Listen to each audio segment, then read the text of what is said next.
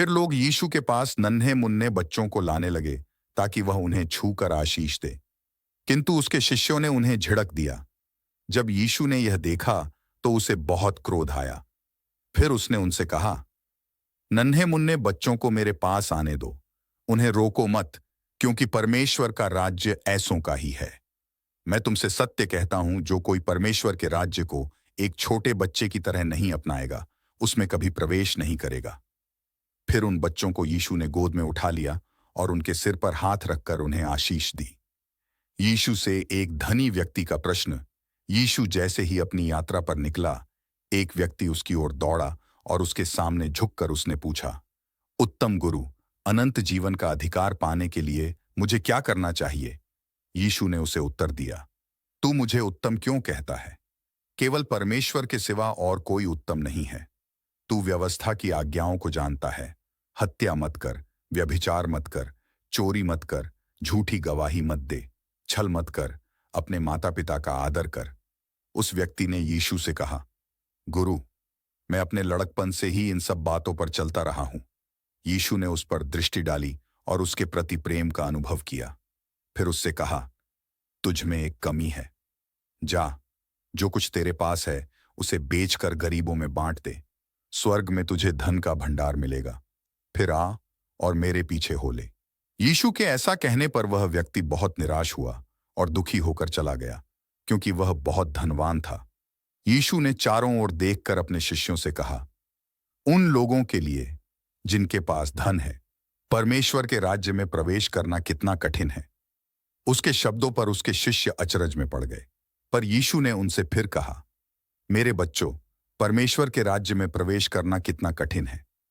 परमेश्वर के राज्य में किसी धनी के प्रवेश कर पाने से किसी ऊंट का सुई के नाके में से निकल जाना आसान है। उन्हें और अधिक अचरज हुआ। वे आपस में कहने लगे, फिर किसका उद्धार हो सकता है? यीशु ने उन्हें देखते हुए कहा, यह मनुष्यों के लिए असंभव है, किंतु परमेश्वर के लिए नहीं, क्योंकि परमेश्वर के लिए सब कुछ संभव है। फिर पतरस उससे कहने लगा, देख, हम सब कुछ त्याग कर तेरे पीछे हो लिए हैं। यीशु ने कहा, मैं तुमसे सत्य कहता हूं, कोई भी ऐसा नहीं है जो मेरे लिए और सुसमाचार के लिए घर, भाइयों बहनों, माँ बाप, बच्चों, खेत, सब कुछ को छोड़ देगा, और जो इस युग में घरों, भाइयों बहनों, माताओं, बच्चों और खेतों को 100 गुना अधिक करके नहीं पाएगा, किंतु यातना के साथ और आने वाले युग में अनंत जीवन। और बहुत से वे जो आज सबसे अंतिम हैं, सबसे पहले हो जाएंगे, और बहुत से वे जो आज सबसे पहले हैं, सबसे अंतिम हो जाएंगे।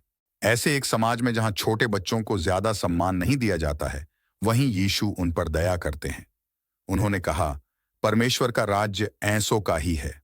उन्होंने बच्चों को अपनी बाहों में लिया, उन पर अपने हाथ रखें और उन्हें आशीष दी।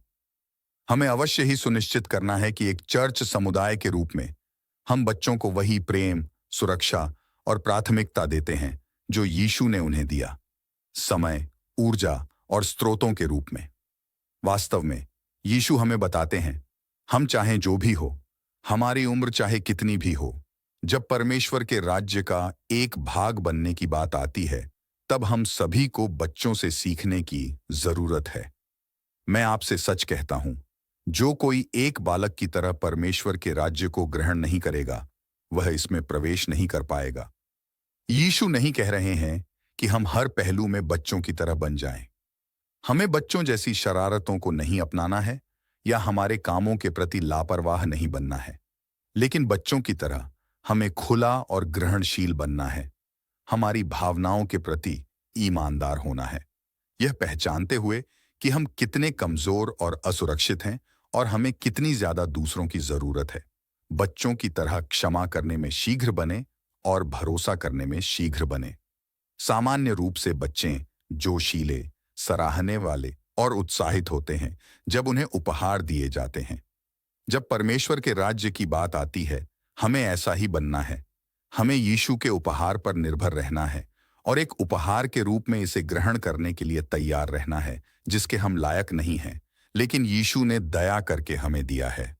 परमेश्वर, मेरी सहायता कीजिए कि मैं बच्चों से सीख सकूं, सही तरीकों में उनकी तरह बन सकूं और उन्हें वही प्राथमिकता दे सकूं जो आप उन्हें देते हैं। यीशु एक अमीर युवा को गरीबों को देने के लिए कहते हैं।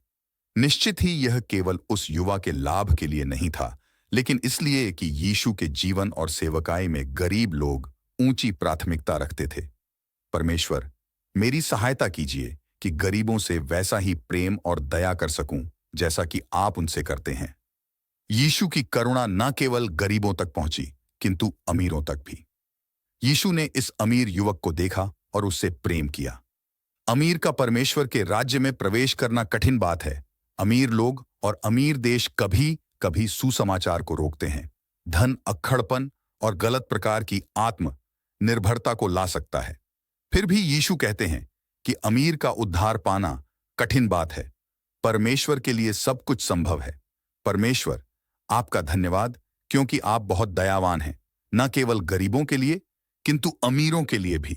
सताव सहने वाले को यीशु कहते हैं कि उनके सभी अनुयायी सताए जाएंगे। हम में से कुछ के लिए सताव बहुत ही कम और तुच्छ बात है। शायद से लोग आप पर हीनन से आपका विरोध करें, किंतु विश्व भर में लाखों मसीहों के लिए सताव बहुत ही वास्तविक और भौतिक है। यह यीशु के पीछे चलने की कीमत है। सताव हमेशा यीशु के पीछे चलने के लिए दाम चुकाना पड़ेगा।